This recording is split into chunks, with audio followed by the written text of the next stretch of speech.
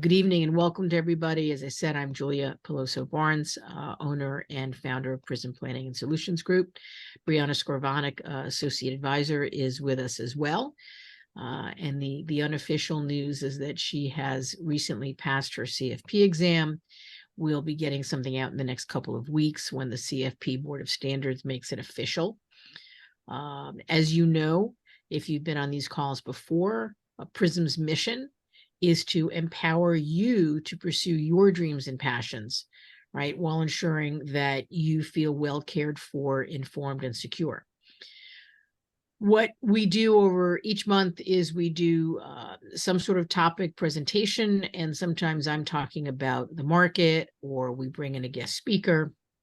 Tonight, I'm actually going to be talking about behavioral finance, what it is and why you should care. But because we are recording this, I do have an important disclaimer that I need to read. It's on the last slide as well. Prism Planning and Solutions Group is a DBA of Insight Advisors, which is a registered investment advisor. Advisory services are only offered to clients or prospective clients where Insight Advisors and its representatives are properly licensed or exempt from licensure. This material tonight is solely for informational purposes.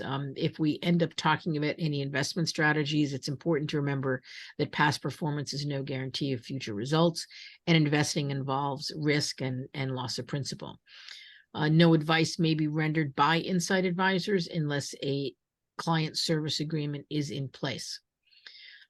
Again, we only provide advice to clients with whom we are engaged and for whom we have done a financial plan. So if you'd like to learn more about working with us, you may visit our website at ppsgrp.com or shoot us an email at info@ppsgrp.com. We do invite our clients and to invite friends and family to these calls when they believe the topic may be of interest. So if you know someone who you'd like to be added to our mailing list for future calls, just let us know. And again, during the presentation, I'm going to have Brianna mute everybody. You may unmute yourselves if you want to ask a question, but we just want to keep everybody muted so we're not hearing background noise and interference, and we'll open it up for Q&A at the end. So let's begin. As I said, the topic tonight is behavioral finance. What is it and why should you care? So the goal today is really to have three ideas that you walk away with, right? So first of all, and I know I have text on here to read, but I think that this is important. So we've all heard the phrase, knowledge is power, right?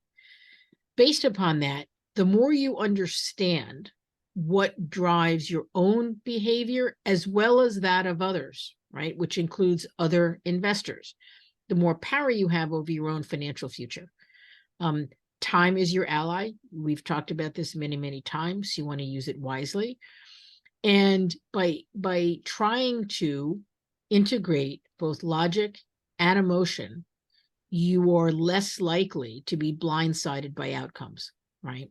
Again, none of these things is a guarantee or a magic formula, but the goal is to increase an understanding of the different things that come to bear, both in your own behavior as well as other investors, because understanding or predicting or having an inkling of how other investors are also likely to behave is important for understanding what to expect in your own accounts and portfolios. So first, let's cover some basic language. Finance or finance can be talked about in many ways. For example, my degree in finance, my MBA, has nothing to do with personal financial planning. So for our purposes, when we talk about finance, we want to think about the financial systems, right? So studying, creating, managing elements of financial systems. So that includes money and banking and assets in both public and corporate and personal. So there's a wide range of things that finance usually incorporates. And when people think about degrees in finance, whether they're undergraduate or graduate, they're usually not talking about personal finance. We are going to be focusing on personal finance, which is about how you earn, spend, and invest money. right? And there's really only two things you're going to do with that. You're going to use it to live today, or you're going to save it for tomorrow, right? And living today can involve sharing it with people as well as spending it on yourself. So most of finance, and you've all heard me talk about this, focuses on math and logic, right? Think standard deviation and mean returns and things like that. The assumption is that you and all investors are rational investors. So many of the investment models are built on this underlying assumption, which, as you know, I believe is flawed. Behavioral finance recognizes, okay, that people are not always rational. Now, some people may be more rational more of the time, but very often, and you again, you've heard me say this, is that most financial decisions are ultimately based upon satisfying the needs, both fear and greed, right? These very basic primal emotions we have, seeking a positive outcome or seeking to avoid a negative outcome. So by incorporating behavioral finance, right, we are increasing our understanding of when we may be behaving less rationally, and then how do we use that to our advantage. So why do we care? Again, most of you know that I am a big Star Trek person, big Star Trek fan. And if you know Star Trek, you know that I've got characters from the original franchise here and then the new movie franchise playing the same characters. The logical side, right, which is the Mr. Spock side, is based upon modern portfolio theory, which says investors behave rationally, markets are always efficient. And this is the stuff that Markowitz got his Nobel Prize in. And his basic underlying premise, right, for which he received the Nobel Prize, says that if you can create expectations of market returns and expected volatility, you can then create an efficient portfolio that for every unit of risk you are taking, you will have the best performing portfolio. But it is based upon this assumption that investors are rational in multiple ways. And the goal is to maximize economic gain, which means being willing to take the risk of loss in exchange for this opportunity. But the reality is that most people do not make all decisions rationally. And we knew this long before Markowitz came on the scene. Okay, psychologists have long argued their belief that investors, in fact, are anything but rational. This quote is from something that was published over 100 years ago in 1912, right? And it was The Psychology of the Stock Market, is a book that was published, and it said, basically, stock prices are based upon the mood of investors. So this is not a new concept.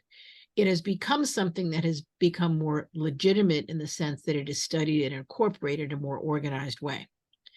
So behavioral finance focuses on what we call heuristics and biases. So heuristics are those mental shortcuts that we all make when we make decisions, right? We don't always go into this in-depth analysis starting from scratch every time we have to make a decision. We have little shortcuts that we use, we built into our decision-making process, and sometimes we're not even conscious that we're doing it. But think about what we might do, and we describe as intuition, right? Bias are these preferences. So they're both emotional as well as cognitive. And we're going to touch on these 8 today. There are various lists that will talk about what the different heuristic and biases are. Some combine some of these, some add others to them. It is an evolving field, but these are the ones we're going to talk about today. So anchoring says we start, right? Remember I talked about heuristics, shortcuts? We start with something we know and then adjust from there, right? And I use the example here of engagement rings. And frankly, I don't know if this is still true, but common knowledge, right? When someone says, "Gee, how much should I spend on an engagement ring?" Well, someone asks their buddy, "How much should I spend?" Well, everybody says you should spend about 2 months' salary, but nobody knows where that came from. right? Should you go into debt to buy an engagement ring? Probably not. What if you and your other half or potential other half like a ring that happens to be less? And what does that do? There's an emotional reaction to that, right? Sometimes people will actually believe or are convinced that if they don't spend 2 months' salary, right, they're not spending enough on a ring. And somebody who receives that ring may feel they've been slighted in some way because that's the rule that everybody knows. But we need to question some of these things, right? From a rational perspective, my question obviously is, what can you afford for buying the ring? How is it going to affect the other goals and things like that? That's the more rational approach. There was another experiment done, and this was really interesting. And this is about how when we do things quickly, right, we start from information we already have, and then we form opinions relative to the information we already have. So in these two groups, real estate professionals were asked to, come up with a value for this property, right? They were said, here's what the asking price is. You got 20 minutes. And by simply taking the exact same property, but telling them that the asking price was different, they affected where the value came in. All right. And what you can see over here is that in group one was told that the asking price of the property was $119,900. You can tell this experiment was done a while ago, right? Actually, back in 1987. So the price of this property is just under $120,000. So they predicted that it would appraise at 114. They listed it at, they suggested it would list at 117.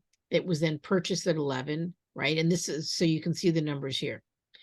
The other group was simply told the same property was asking 149.9. And you can see that while the gap was not as much, right? It wasn't a $30,000 gap between the rest of the values, but just the predicted appraised value was 15% higher, just by knowing what price they were being told, what price it was they were already asking. So this is, again, an example of anchoring. Because they were given a value to start with, right, rather than starting with a clean slate and doing an assessment or an appraisal of that property starting from zero, they started from a number they were given and adjusted, right, without having any basis for knowing how that initial number was arrived at anyway. So this is something we all tend to do. So we just, again, my goal with this is to give us tools to sometimes just say, hey, what are the underlying assumptions that I am making in this situation? Do I need to challenge them? Are they valid? Right? Am I comfortable with them? Do they make sense in this situation? And anchoring is something we do all the time. Most of us do. Now, these are mental accounting, and I think you've heard me use, and what we call similarity or representativeness. It's a little bit similar to stereotyping. And I know there's a lot of text on here, so I apologize for that. But I think sometimes with these, I want to make sure people can follow along a little bit. So the bias of representativeness, right, is saying, okay, here's a situation I'm in now. I'm trying to predict or forecast what's likely to happen. So I'm going to look into my experiences and say, what situations have I been in before that are similar to this one, and then use the outcomes of those to try to forecast what's going to happen here. Okay. And sometimes that can work really well, but sometimes there can be some gaps in this. And these are a couple of examples of some of the gaps. For those of you who loved math, think transitive property, and transitive property does not always apply. If you don't know what that is, or it gives you hives, just forget I said it. But everyone who you ever met was from Utah, likes to ski. So concluding that everybody in Utah skis. And that's, it's, again, kind of an obvious one. When we come into investments, right, you like the products from a particular company. So thinking this is a good investment. I see this all the time, right? Same thing with the third bullet point. So if you, you use the products of a company that you like, or you actually believe that this company has come up with a product that is going to change the way people live, concluding that that makes it a good company to own, a good investment to own. It might be, but there's a lot of other information that really needs to be considered, right, before coming to that conclusion. And that's really what this representativeness bias is about, is taking things that are similar, and that's all true. And there may be a very high amount of correlation, but concluding something from it, drawing conclusions with incomplete information is the danger here. Mental accounting is this is a heuristic. This is a shortcut. It's about organizing money, in this case, into different accounts. So for example, you may have multiple accounts, and you have a what these call a Christmas club account, and you have another savings account that you plan on. This is where I accumulate my money for my property taxes, and then I have a vacation fund. If you've ever known or used yourself an envelope system, right? When people used to get paid in cash, and for the younger on the call, yes, we all used to get paid in cash. And you would come home and you would take your cash, and you would have, an envelope for your rent money. And if you got paid every week, then you put money every week into these different envelopes. And it's just a way of organizing this. We do see people will carry credit card balances and pay higher interest while having money in a savings account. And it has to do with mentally, well, I don't want to touch my savings, right? I paid for my vacation on my credit card. It's going to take me 3 months to pay it off, but I don't want to use my money from my savings account, even though I'm paying more. Again, I want to point something out. Just because we're talking about heuristics and biases does not automatically make them bad or something that needs to be changed, right? It just means it's something to be aware of. Any of you have had any conversations with me, you know that I believe that the emotional stuff matters, right? And when you have something that you feel really strongly about, it's usually coming from a way in which you know yourself. So it doesn't mean you need to stop doing this, but you do want to be aware of it and then say, is this something I want to keep doing? Or is it something I want to figure out how to do differently because I don't really like the position it's putting me in? All right. Another one that I see, and some of you have had this experience of me talking about this with your financial plans, is you get an unexpected income, right? You get a tax refund or a bonus that isn't part of your regular monthly income, and you treat it as extra money. Excuse me, and you don't count it towards your budget.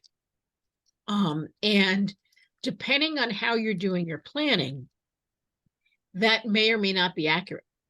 So if you've looked at your tax return from last year and you used those numbers, right, to figure out your budget for this year, you probably had a bonus last year, or the tax refund is already incorporated into that, right? Because maybe you had $20,000 withheld from your paychecks and taxes, and you got a $3,000 refund.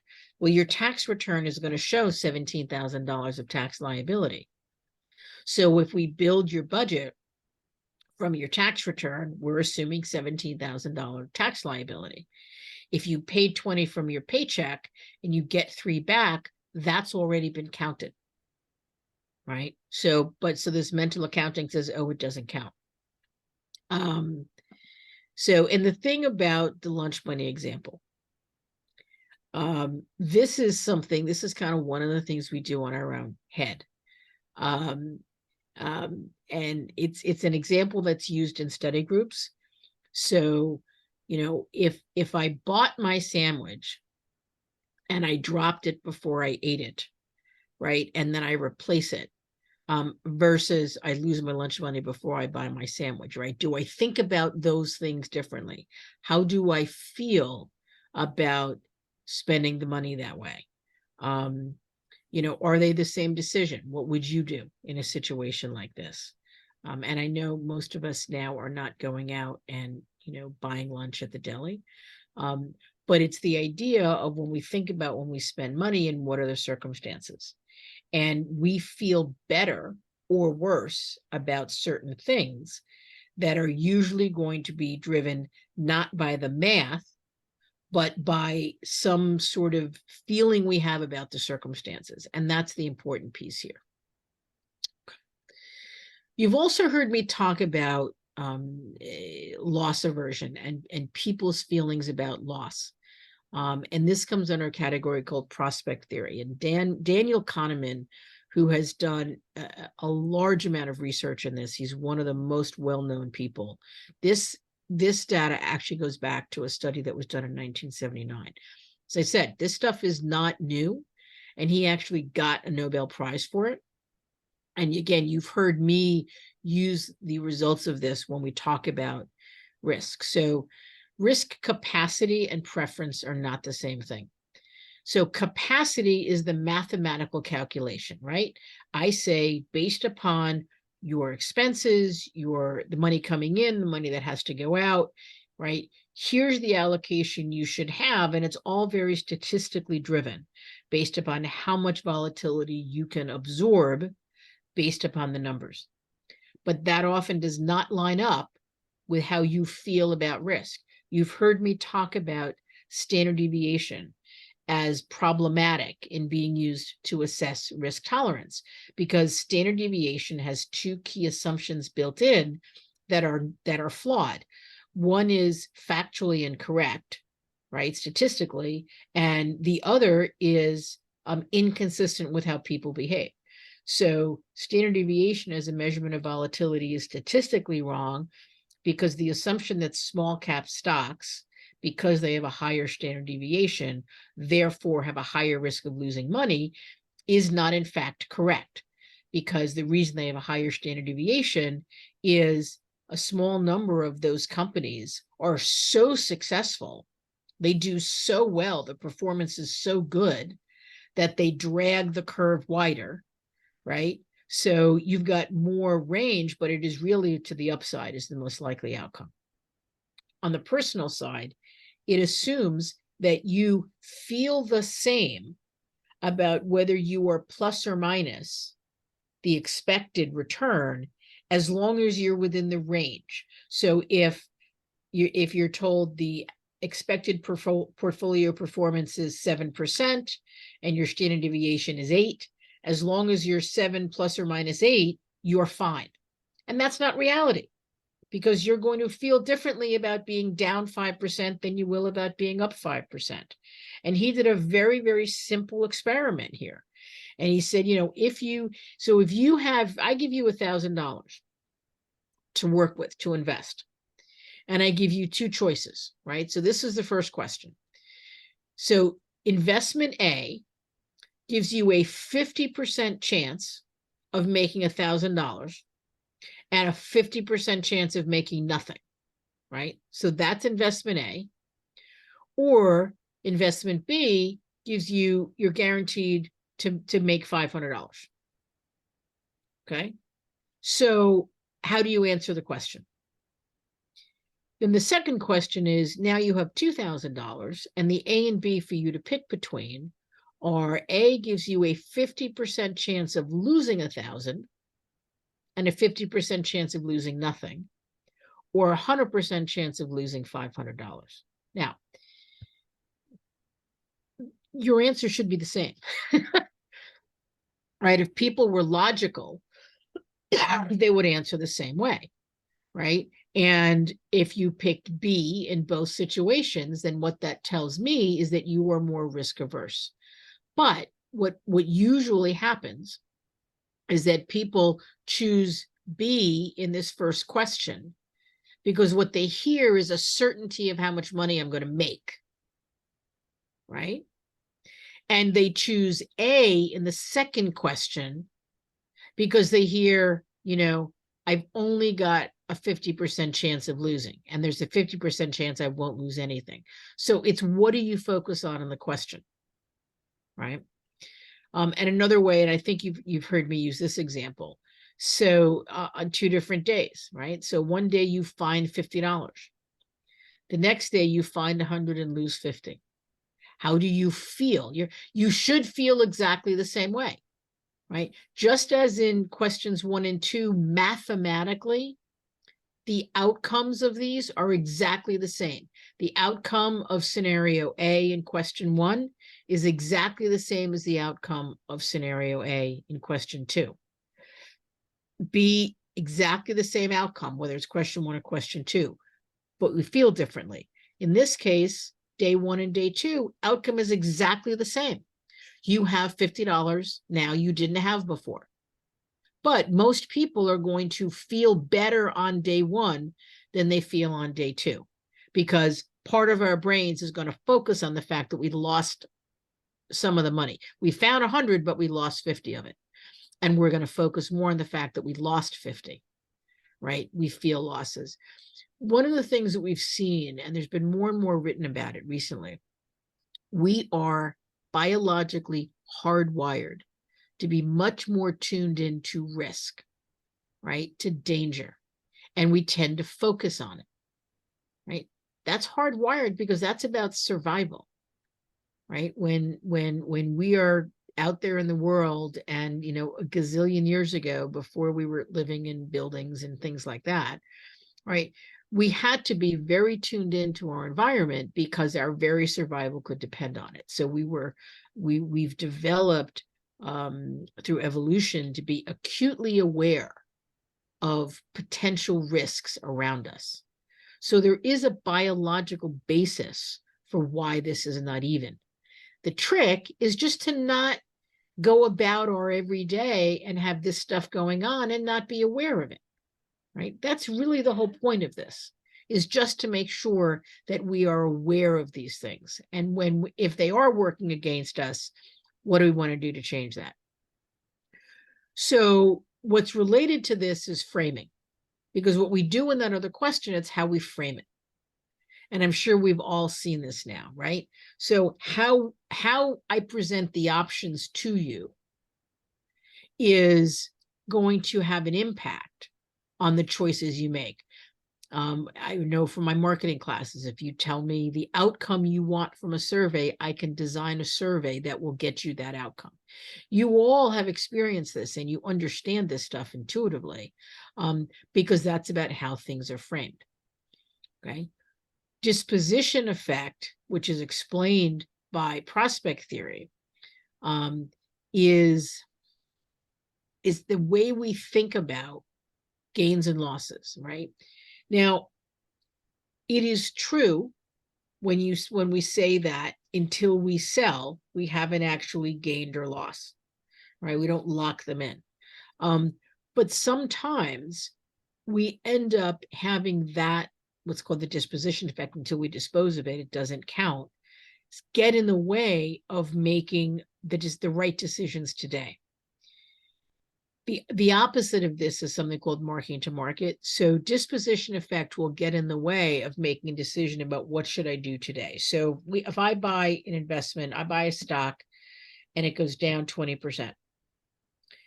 Disposition effect is the thought process that says, I'm going to wait till it comes back up to what I paid for it before I sell it. I feel better. I feel like I haven't lost money by doing that, right? If we take a mark-to-market approach, though, what that means is, even though the stock is down 20%, the question I need to ask myself is, what's likely to do better in the future? Do I take, let's say I put $1,000 into this stock and it's now worth $800. Where is that $800 likely to do better in the future? Staying where it is or putting it into some other investment? Okay. But because we want to avoid feeling the loss of selling it, we can tend to hang on to something, too long. It can also lead us to want to take money off the table. We can sell the stuff that's going up because we're afraid it's going to come down again. We want to take the profit. So the solution for this is, before we do anything, setting the rules for ourselves, the guidelines of what we want to do. We used to talk about, if you buy a stock and it's running, when it's up 50%, take a third off the table.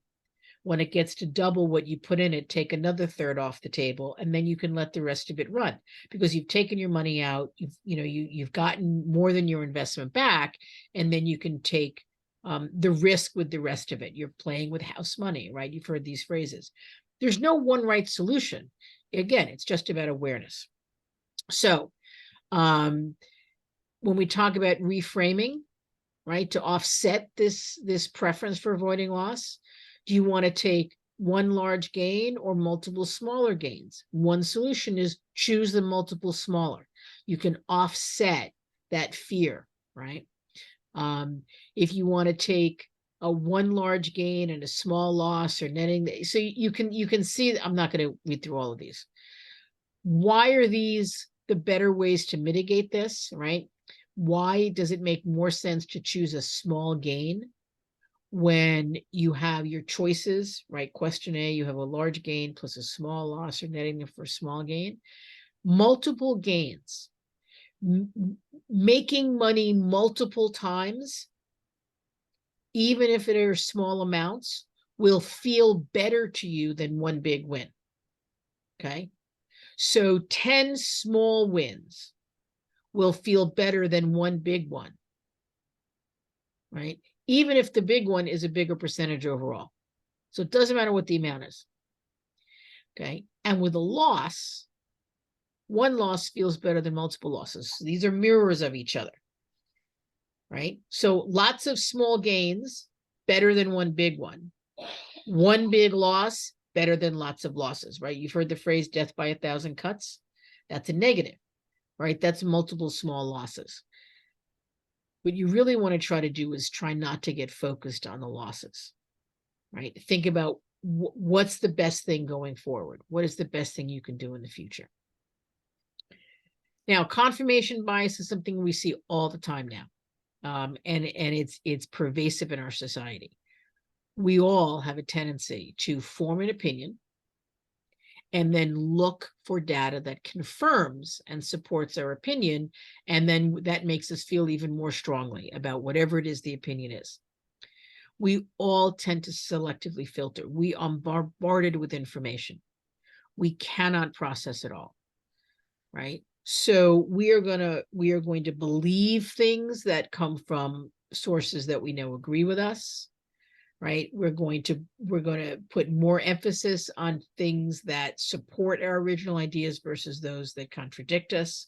We may rationalize away conflicting information. So in these two examples, and again, this was written a while ago, and I'll just read this one. We believe the other political party only benefits one group of citizens, right? So let's say the wealthy. So when a politician from our party proposes legislation that benefits the poor, we think it's a wonderful thing. But if the politician from the other party, who we have in our head, they look to do things that only benefit the wealthy, we discount it. We say, oh, it can't be real. It's got to be a scam. It's got to be a cover for something. They've got to have some other agenda, because we know that they only focus on, right? And you can substitute that. It doesn't matter what your thoughts are. We all do this kind of thing, right? And the fact that today, it's very, very difficult to get truly objective information and news in this country, right? And there's a tendency to get our news from sources that we already agree with much of what they say. It just amplifies the impact of this, right? So the other example is, somebody I know who I think is really smart suggested this investment idea. when I start to research it, I'm already, I have a tendency to think it's probably going to be a good idea, because if they suggested it, right, it's probably a good idea. And if I find negative information, I'm like, yeah, well, I don't know what's really behind that. And so just things like that. And I'm sure that we can all notice these things in all of our everyday lives. Again, it's part of the human condition. But it has an impact if we are making decisions about particularly how to allocate money and what to invest in. It's important to double check some of these underlying assumptions. Okay. And then there's this self-deception we all engage in. We call it overconfidence and hindsight. And I love, if any of you our NPR radio listeners, this radio show, Prairie Home Companion, with Garrison Keillor. And he always ended the show with this quote. Well, that's the news from Lake Wobegon, where all the women are strong, all the men are good looking, and all the children are above average. Right? So if you think about that, right, what meaning does average have when everybody's above average? But these are all very real examples. In surveys, if you say how many people have people rate their own driving skills, right? 80% of the people typically are going to say, oh yeah, my skills are above average. Well, no matter how many people you ask, these are the results that tend to come out. But you would expect, right, you should have roughly even amounts of below average, average, and above average. Because if somebody externally were assessing it, they would probably assess the same group the same way. Now, some of that may be because you have to have somebody who's below average. So you figure out what's average and then you adjust from there. But this tendency to overestimate our skills goes into a lot of different areas. There's more studies that have identified a certain gender bias to some of this. But there's less scientific work on that. It's more anecdotal. And it's not consistent all the time. And there's a difference in generations too, as to how that plays out. That difference, while still there, is less in younger generations than it was in older generations. One of the things that I see all the time is people will choose to participate in their company stock purchase plan, for example, and sometimes even in the 401k plan will choose to buy the company stock. And their attitude is, this is a great company, great management. I love working here. I know what they're doing. I know what the plans are. And you end up over concentrated, right? Because now you can be in a situation where your income is dependent upon this company. You may be getting stock awards, and now you're choosing to put even more in it. Right. So you end up with this very, very concentrated position and a lot of risk, right? Which is just not a very rational thing to do. Even if you work for a great company, that doesn't mean all of your net worth should be tied into it. There was a study that was done with college students who were asked, and this, you can tell how long ago this was. Students were asked to predict the likelihood that the Senate would vote to confirm Clarence Thomas. And prior to the Senate vote, 58% predicted confirmation. When they went back to the same group and said, how many of you thought he would be confirmed? 78% they did. Right? So memory is a very tricky thing. And our perception of our own skills is something we need to just have some checks and balances on. This phrase is, which one is more true? Is it absence makes the heart grow fonder, or out of sight, out of mind? Right? So it's all about how we think about things. Sometimes we have a tendency to decide later what our position was earlier. And it's not that we're consciously being deceptive or dishonest. It's just a natural human tendency that we just want to be more aware of and double check, right? When we're doing things that we just want to tamper down some of our positive expectations, as well as not give in to our biggest fears. So what do we do now? The purpose here is to improve some self-awareness, right? Whatever your strengths are, capitalize on them.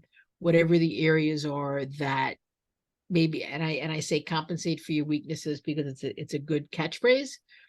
Play to your strengths, compensate for your weaknesses. Have a plan, right? You hear us talk about this all the time.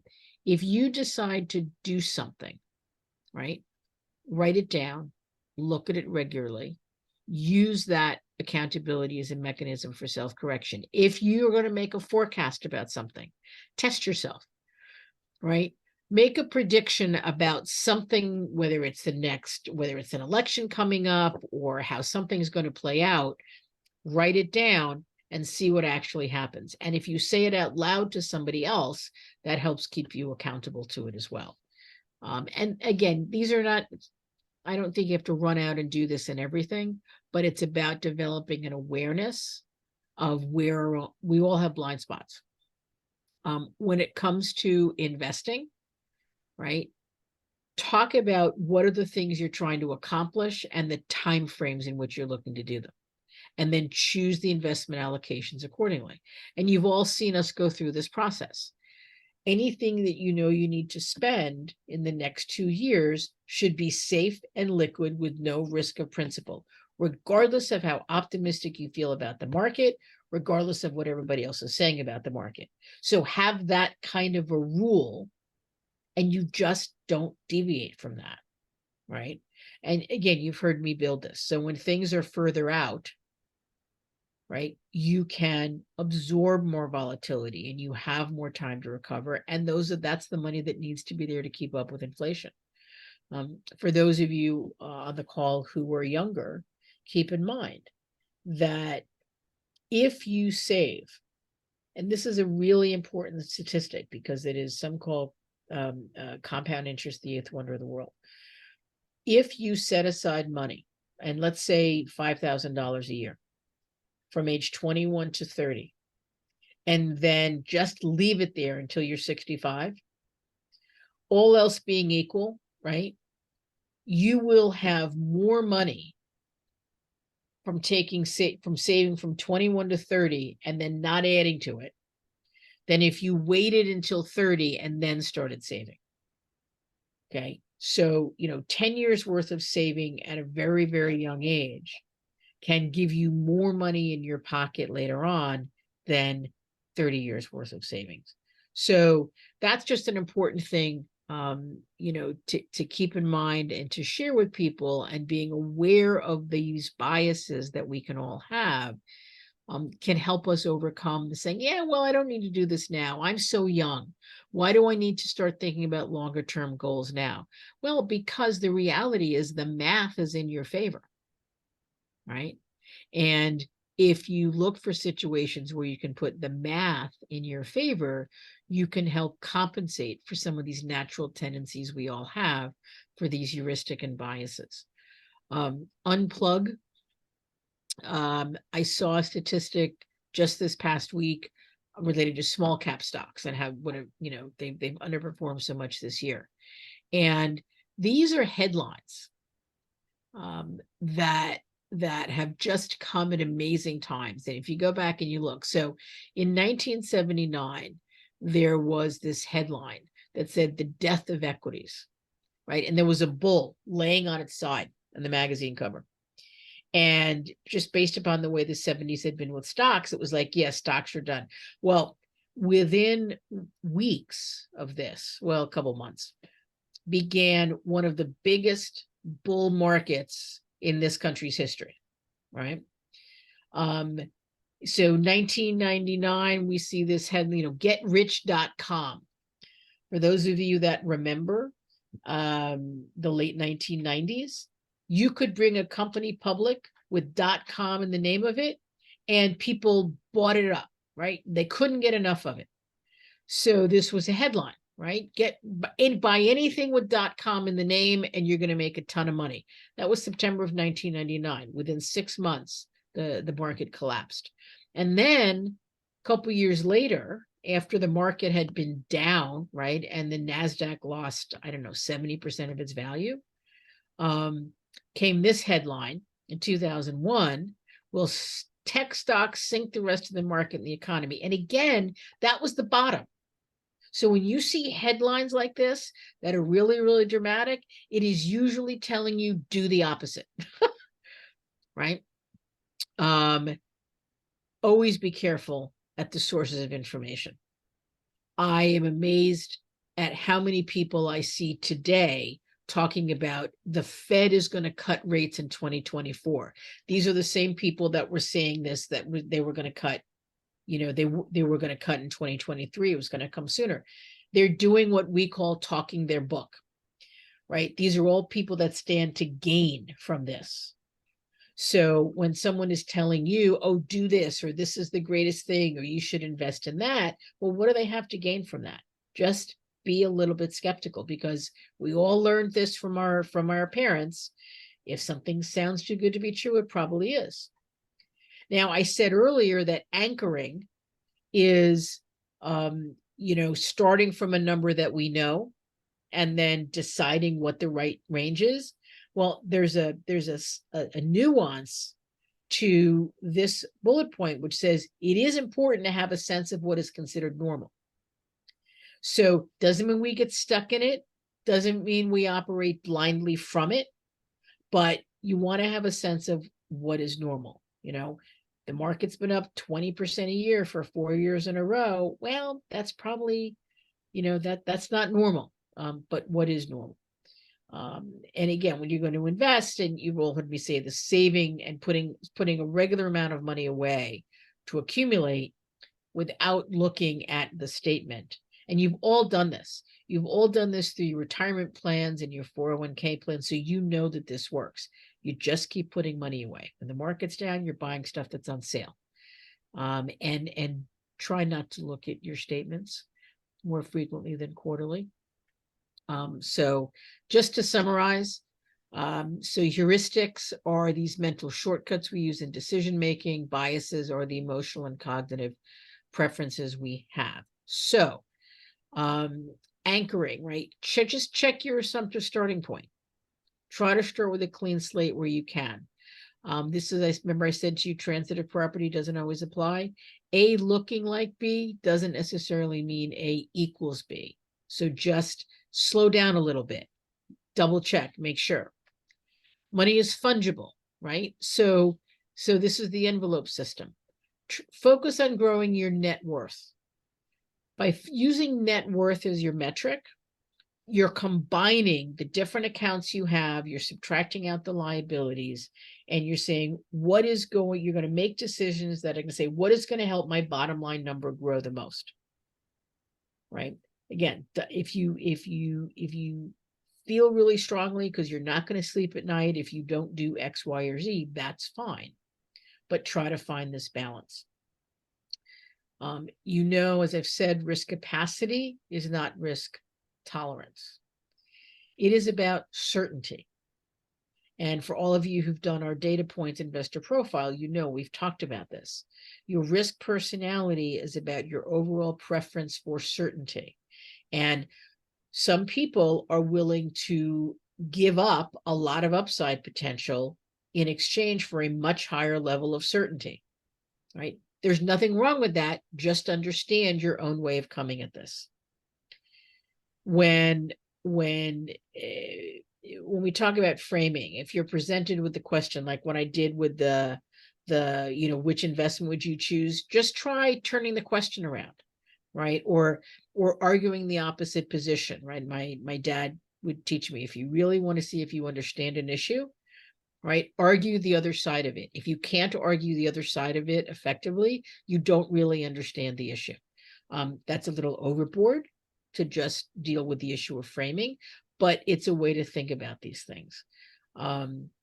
Double check, right, the research. We can't all be above average. And we all know about hindsight. So as I said, the goal today was to really focus on the knowledge being power. The more we understand what affects our behavior and what affects other investor behavior, the more power we have over the future. Use time as an ally, right? Particularly the longer you have towards your investment goals, use it well. And to avoid being blindsided by outcomes, just integrate logic and emotion. It's not that one is better or worse or good or bad. They should both be used together, because then we have the best chance of not being surprised by whatever happens.